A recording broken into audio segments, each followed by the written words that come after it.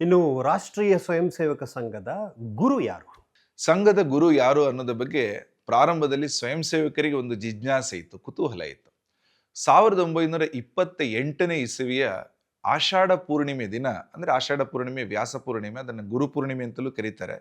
ಭಗವಾನ್ ವೇದವ್ಯಾಸರು ಹುಟ್ಟಿದಂತಹ ದಿನ ಅವತ್ತು ನಾಗ್ಪುರದಲ್ಲಿ RSSನ ಶಾಖೆಗೆ ಬರ್ತಾ ಇದ್ದಂತಹ ಮಕ್ಕಳು, ಪುಟ್ಟ ಮಕ್ಕಳು, ಅವರನ್ನು ಸ್ವಯಂ ಸೇವಕರು ಅಂತ ಕರೀತಾರೆ.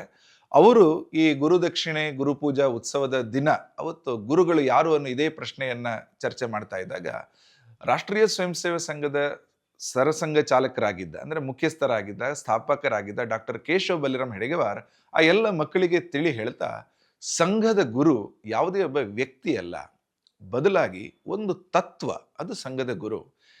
ಈ ದೇಶದ ಸಾಂಸ್ಕೃತಿಕ ಅಸ್ಮಿತೆ ಆಗಿರತಕ್ಕಂತಹ ಪರಮ ಪವಿತ್ರ ಭಗವಾ ಧ್ವಜ, ಕೇಸರಿ ಬಣ್ಣದ ಒಂದು ಧ್ವಜ ಏನಿದೆ, ಅದು ಸಂಘದ ಗುರು ಅನ್ನೋದನ್ನ 1928ರ ಗುರುಪೂರ್ಣಿಮೆ ದಿನದಿಂದ ಅಂಗೀಕಾರ ಮಾಡಿದರು.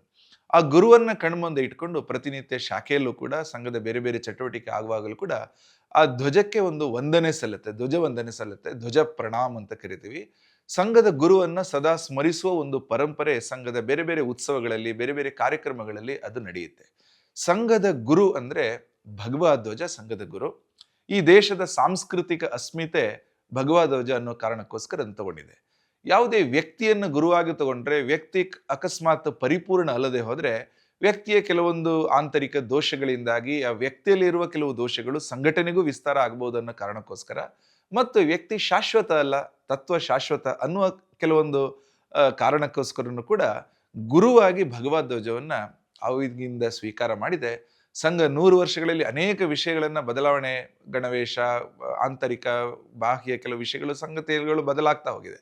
ಆದರೆ ಸಂಘದ ಗುರು ಭಗವಧ್ವಜ ಅನ್ನತಕ್ಕಂಥ ಮೂಲ ವಿಚಾರ, ಸಂಘದ ಪ್ರಾರ್ಥನೆಯಲ್ಲಿ ಒಳಗೊಂಡಿರತಕ್ಕಂಥ ವಿಚಾರ ಏನಿದೆ, ಇದು ಬದಲಾಗಲಿಲ್ಲ.